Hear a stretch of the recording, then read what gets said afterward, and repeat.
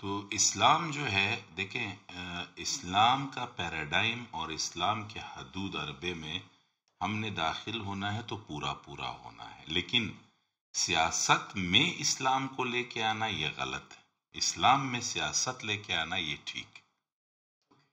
اسلام آپ کو guide line دے گا کہ سیاست کیسے کرنی ہے، سیاست میں اسلام لا کے سیاست کو چمکانا، دس از 100% رانگ۔ اس کی پھر آپ جو ڈسکرپنسی دیکھتے ہیں کسی شخص میں، کسی بھی پولیٹیکل لیڈر میں، دیکھیں میرا ظاہری وضاقتہ جو ہے وہ اگر شرع جو ہے جو مانتی ہے جس چیز کو کہ بھئی ظاہری وضاقتہ آپ کی جو ہے وہ اسلامی ہو، اور اقرار باللسان و تصدیق بالقلب، کہ بھئی زبان سے آپ اقرار کر لیں اور تصدیق آپ دل سے کر لیں۔ دل کی تصدیق کو کوئی نہیں دیکھ سکتا، لیکن زبان کا اقرار جو ہے وہ آپ کو دیکھ سکتا ہے کہ آپ ایمان لے آئیں۔ لباس اور اپیرنس، اس پہ تو چلو ہم کہہ دیتے ہیں کہ اگر کسی کی بہت لمبی چھوٹی داڑھی ہے، پگڑی پہنی ہوئی ہے، اور وہ اس سے لوگوں کو یہ کہنا چاہ رہا ہے کہ بھائی میں بہت اچھا مسلمان ہوں، یا میں بہت اچھا نبی علیہ السلام کو فالو کرنے والا ہوں، تو یہ میرا خیال ہے اپیرنٹلی تک تو ٹھیک ہے، لیکن اس سے ادھر ادھر جب تک اس کی زندگی جو میں نے بتایا کہ صبح سے رات، رات سے صبح کی، وہ اسلامی قوانین کے مطابق نہ ڈھل رہی ہو، تو وہ پھر ایک بہت بڑا تضاد کریٹ ہو جاتا ہے۔ اب اس میں آپ نے لیڈرز کا ذکر کیا، ذوالفقار علی بھٹو کا ذکر کیا آپ نے۔ obviously ذوالفقار علی بھٹو ایک لبرل مائنڈڈ بندہ تھا، اس کے گھر کا، اس کا سوشلائزیشن، اس کا نو ہاؤ، اس کے بات کرنے کا انداز، اس کا اٹھنا بیٹھنا، اس کے تمام اپنے ذاتی عادات جو تھے، میرا نہیں خیال پڑتا کہ اس کی کوئی بھی مماثلت یا مطابقت اسلام سے تھی، ٹھیک ہے نا۔ لیکن جو اقدامات وہ اٹھاتے تھے، یا جو کہتے تھے کہ بین ہو جائے فلانی چیز، اور یہ چیز منشیات نہیں ہونی چاہیے، شراب نہیں ہونا چاہیے، وہ مماثلت نہیں رکھتی تھی اس کی شخصیت سے، تو پھر لا محالہ ادب اور ثقافت، مذہب اور سیاست، اور اسی طرح سے دین، وہ پھر اس کو ایک لفظ قرار دیتا ہے منافق۔ منافق کا مطلب یہ ہے جس کے قول اور فعل میں تضاد۔ پھر اس طرح سے آپ آئے ضیاء الحق صاحب کی طرف، تو ضیاء الحق صاحب کا جو ظاہری وضاقتہ تھی وہ پھر بہت زیادہ اسلامک تھے، کہ بھئی نماز پڑھو، زکوٰۃ دو، مسجد میں، دفاتر میں نماز کے ٹائم کو بڑا کھلم کھلا انہوں نے اجازت دی، دفتری اوقات میں بھی نماز کی اجازت دی، زکوٰۃ کمیٹیز بنائی انہوں نے، سب کچھ کیا، لیکن دی ادر وے راؤنڈ ان کے جو اسلامائزیشن کے کانسیپٹ کے انڈر ہم سب نے دیکھا کہ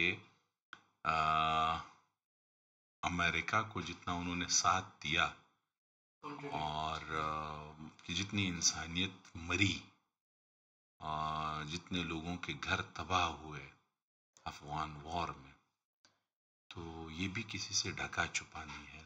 تو اب اسلام تو میں نے بتایا سلامتی کا بھی نام ہے۔ نبی علیہ السلام نے جب مکہ فتح کیا تھا تو بلڈ بات نہیں ہوا تھا، واحد کانکویسٹ آف دا ورلڈ ہے جو کہ بغیر بلڈ شیڈ کے ہوئے، کوئی خون نہیں بہا، اور پرامن طریقے سے، لیکن مکہ فتح بھی ہو گیا۔ تو یہاں پر تو پورا کا پورا 10-11 سال کیا حالات تھے، کلاشنکوف کلچر کا آنا، ہیروئن کلچر کا آنا، اوپیم کلچر کا آنا، تو یہ ساری جو گرو کیا یہ جنرل ضیاء کے دور میں کیا ہے، اور یہ کسی سے ڈکا چھپا نہیں ہے۔ پھر اس کے بعد نواز شریف ہے، یا بے نظیر ہیں، ان کا بھی آپ دیکھیں، نواز شریف بھی اپنی ہر بات میں اللہ تعالیٰ کا فضل و کرم کہتے رہتے ہیں، تو میں سمجھتا ہوں یہ بھی منافقت ہے، کیونکہ نواز شریف لوگوں کی اگر ہسٹری آپ ٹریس بیک کریں 70 میں، 80 کی دہائی میں، اوائل میں خاص کر 80 کے شروع کے ڈیکیڈ کے شروع میں تو نواز شریف جو ہے وہ کچھ بھی نہیں تھے.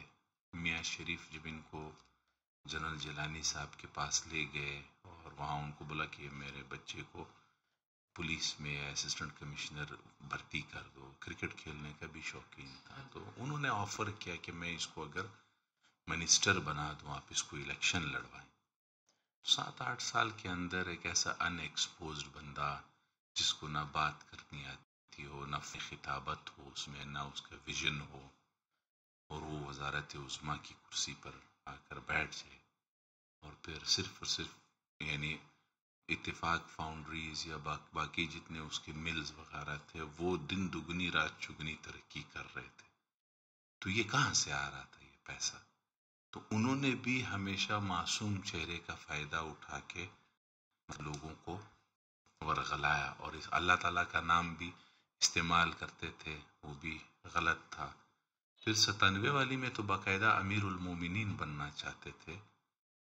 یہ تو مجھے خود یاد ہے کہ جب وہ 2/3 میجورٹی سے وہ آئے تو ہی wanted to be the supreme power in the country. وہ پھر غلط ہے کہ پاور کنسنٹریشن اسلام میں تو یہ نہیں ہے، اسلام میں تو یہ امانت ہے. تو وہ یہ لوگ ہیں فضل الرحمان صاحب وغیرہ ہے، یہ اپنی سیاست جو ہے زیادہ تر مطلب اسلام کے کانٹیکسٹ میں کرتے ہیں کہ جی ہم اسلام کے نمائندے ہیں.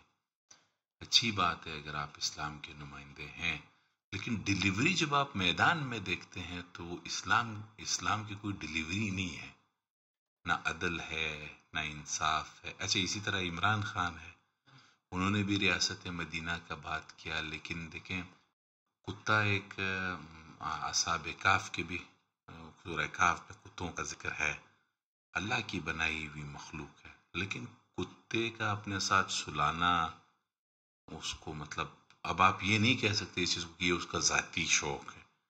دیکھیں ذاتی میں کتا از کنسیڈرڈ ٹو بی اے نجس جانور، تو اگر آپ اسلام کی بات، نبی علیہ الصلوۃ والسلام کی عشق کی بات کرتے ہیں تو اس میں یعنی کتا جو ہے اس کا ہونا ایک بڑا وہ ویکیوم کریٹ کرتا ہے کہ پھر آپ کے عادات اور اطوار بھی. اسی طرح نبی علیہ الصلوۃ والسلام کھانا بہت کم کھاتے تھے، خان صاحب ماشاءاللہ کھانا دبا کے کھاتے تھے. پھر اگر خان صاحب کی زندگی سادہ ہے تو ان کی زندگی کی سادگی کا یہ فائدہ تو ہے کہ ملک کے خزانے پہ خرچہ نہیں ہو رہا خان صاحب کی ذات کے لیے، لیکن وہ بائی نیچر سادہ ہیں، وہ بائی چوائس نہیں ہے سادہ. مزہ تب آتا ہے جب آپ بائی چوائس سادے ہو جائیں، آپ کا دل کر رہا ہو کسی چیز کو لیکن آپ قربانی دے رہے ہوں. تو خان صاحب نے اپنے اس عادت کا فائدہ اٹھایا، سادگی ان کی نیچر میں، اور اچھی بات ہے. لیکن مدینہ نعوذ باللہ مدینہ کی ریاست ہو رہی ہے، یہ بہت بڑی متبرک بات ہے. ریاست مدینہ کہنا یہ تو کہنے کو تو بہت آسان ہوا ہے. عقائد الجہان حضرت محمد مصطفیٰ صلی اللہ علیہ وسلم نے مدینہ کی ریاست کو ایک رول ماڈل بنایا. یعنی نبی علیہ السلام جو دونوں جہانوں کے سردار ہیں، ہمارے امام خاتم النبیین ہیں، ختم المرسلین ہیں، انہوں نے بنایا تھا. اتنا بڑا جنگ نہیں مارنا چاہیے. عقیدے کے اعتبار سے بھی وہ انسان کو خود اندر سے بھی گل لاتا ہے کہ یار میں بہت اوپر چلا گیا، مجھے اتنا اوپر نہیں جانا چاہیے. یہاں یہ بندہ کہہ لے کہ جی میں سیاست کر رہا ہوں، سیاست میں جھوٹ بھی بولا جاتا ہے، سیاست میں یہ سیاست رائج ہے، کانٹمپریری پالیٹکس، اس میں حرف آخر بھی نہیں ہوتا، اس میں میں نے بازی پلٹنے کے لیے اپنا سٹینس بھی پلٹنا ہوتا ہے. تو اس لیے مجھ سے الٹیمیٹ ایکسپیکٹیشنز کمٹمنٹ کی نہ رکھی جائے، کیونکہ میں بدلتا رہتا ہوں، اونچ نیچ مجھ میں آتی رہتی ہے. تو اسلام کو استعمال کرنا بالکل ٹوٹل، ہمارے سارے لیڈر جو ہیں وہ جو اسلام کا نام استعمال کرتے ہیں، اس میں تھوڑا بہت پیپلز پارٹی جو ہے ان کے لیڈرز کو میں اگرچہ چور ہیں مگر ان کو میں کریڈٹ دیتا ہوں، یہ لوگ اسلام کا نام کم استعمال کرتے ہیں. یعنی یہ لوگ سیاست کرتے ہیں عوام کے نام پر، یعنی عوام کو دھوکہ دیتے ہیں، غلط ہے. لیکن اسلام کا نام ہے سچ، اسلام سے یہ لوگ دور ہیں، سچ مجھے نہیں لگتا ہے کہ اسلامک ریچولز میں اتنے زیادہ وہ ایکٹیو ہیں، یا پھر مطلب، لیکن یہ چھیڑتے بھی نہیں ہیں اس چیز کو. باقی تو تمام جو ہے ان کے اپنی ذاتی لائف، شاہانہ زندگی، شاہانہ طرز عمل اور ڈکٹیٹوریل مائنڈ، اور سب کچھ اپنے پیٹ میں، اور غریبوں کا خون چوسنا، لیکن نام اللہ تعالیٰ کا لینا اور معصوم بننا، یہ پھر بہت غلط. اسی وجہ سے تو بھی وہ پاکستان کے جو آئیڈینٹی پرابلمز ہیں نا، دیکھیں ہم نے man power, human resource utilization اور یوتھ یوٹیلائزیشن کے لیے کوئی پالیسی بنائی ہی نہیں ہے. آج اسی لیے ہماری یوتھ فرسٹریٹڈ ہے. جب آپ دیکھتے کچھ ہیں، سنتے کچھ ہیں، اور آپ کو سمجھ نہ آ رہا ہو کہ یہ what is the problem، تو وہیں پر ہی پرابلم ہے.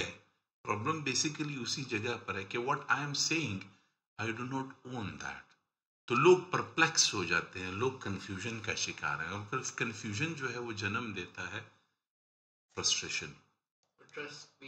ٹرسٹ شیک ہو جاتا ہے، ٹرسٹ ہوتا ہی نہیں. ٹرسٹ کا تو پھر وہ ہوتا ہے نا مہنگائی. آج آپ دیکھیں ہمیں ایسے مسائل میں ہمیشہ ہم الجھے ہوئے ہیں. پیٹرول کا آپ لیٹر دیکھیں کہاں پہ پہنچ گیا ہے. اچھے سفید پوش لوگ وہ آج سوچ رہے ہیں کہ بھائی میں غیر ضروری طور گھر سے نکلوں یا نہ نکلوں. ٹھیک ہے نا.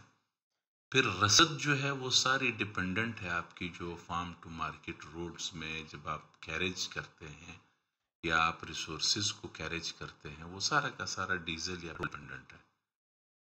تو فیئر میں لامحالہ فرق آئے گا.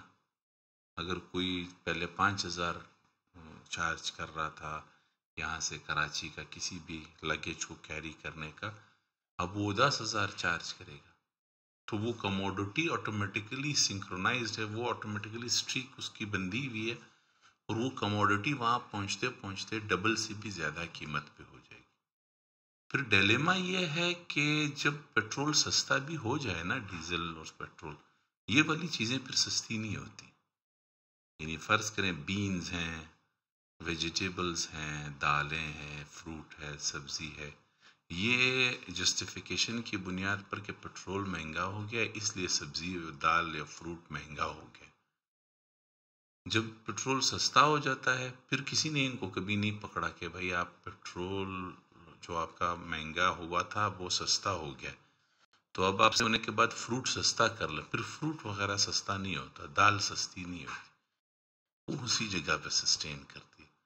تو پروپورشنیٹ مہنگائی جو ہے وہ تو ہوتی ہے، لیکن پروپورشنیٹ جو سبسڈی ہے یا واپس سستا ہونا ہے اس کا کوئی ہمارے ہاں نہیں. یہ بھی فرسٹریشن کو جنم دیتا ہے. ہمیں اتنا انگیجڈ کیا گیا ہے نا بیسک پرابلمز میں، ہم ان پرابلمز سے نکل ہی نہیں آتے.